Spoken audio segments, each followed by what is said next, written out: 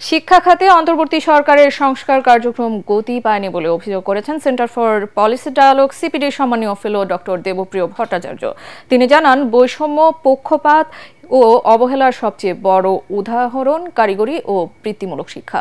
CPT কার্যালয়ে media ব্রিফিংয়ে অর্থনীতিবিদ মোস্তাফিজুর রহমান জানান, ট্রাম্পের শুল্ক নীতির কারণে চীনের বিনিয়োগ আসবে বাংলাদেশে, সে সুযোগকে কাজে লাগাতে কারিগরি শিক্ষার বিকল্প নেই। শারফুল আলমের রিপোর্ট।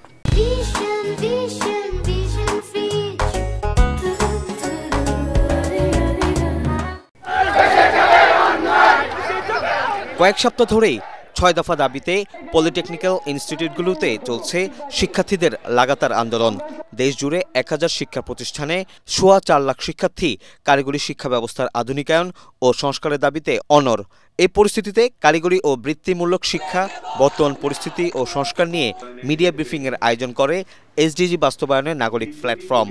ভবিষ্যৎ অর্থনৈতিক সংকট উত্তরণের মূল কারিগর এই শিক্ষার্থীদের অবহেলা করার কোনো সুযোগ নেই বলে জানান বিশ্লেষকরা। বৃত্তিমূলক শিক্ষার ক্ষেত্রে যে বৈষম্য হচ্ছে সেটাকে নিরসন করতে হবে। এটার জন্য কেন ছেলে মেয়েদের রাস্তায় দাঁড়িয়ে শাটডাউন করতে হবে, এটা আমি অনুধাবনের ভিতরে আমার আসে না। বাংলাদেশের শিক্ষা এখন বৈষম্য বৃদ্ধির একটা মূল হাতিয়ারে পরিণত হয়েছে। বর্তমান সরকার দায়িত্ব নেওয়ার পরে শিক্ষা পাঠ্যক্রম নিয়ে একটি কমিটি গঠন করেছিল। পরবর্তীতে সেটার কাজ আর খুব বেশি আগায়নি, অথচ বিভিন্ন উপদেষ্টাদের কথা ইত্যাদির ভিত্তিতে ওনারা যেইভাবে আশ্বস্ত করেছেন সেইভাবে কার্যত ওনারা পদক্ষেপ দেখাননি।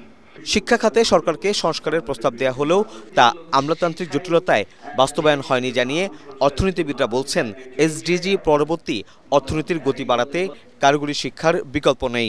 মার্কিন শুল্ক সুবিধা হিসাবে চীনের বিনিয়োগ আসতে পারে বাংলাদেশে, এই সুযোগকে কাজে লাগাতে হবে সরকারকেই। চীন এখন তার ডাইভার্সিফাই করবে, আমাদের মতো দেশগুলোতে বিনিয়োগ করে তারপরে এখান থেকে মার্কিন যুক্তরাষ্ট্র এবং অন্যান্য দেশে সে রপ্তানি করতে চাইবে, যাতে অতিরিক্ত শুল্কটা দিতে না হয়। ভোকেশনাল অ্যান্ড এই টেকনিক্যাল এইগুলো স্টুডেন্টদের সম্বন্ধে যে তাদেরকে কিভাবে আমরা সহায়তা করছি, এই বৃত্তিমূলক শিক্ষায় যারা আছে তাদের জন্য কি করেছে, মানসম্মত কতটুকু দিতে পেরেছি, তাদের এমপ্লয়মেন্টের সুযোগ কিভাবে দিতে পারি। আধুনিক শিক্ষা ব্যবস্থা বাস্তবায়ন না হলে শুধু শিক্ষা খাতেই নয়, দেশের অর্থনীতিও ক্ষতিগ্রস্ত হবে বলে আশঙ্কা প্রকাশ করেন গবেষকরা।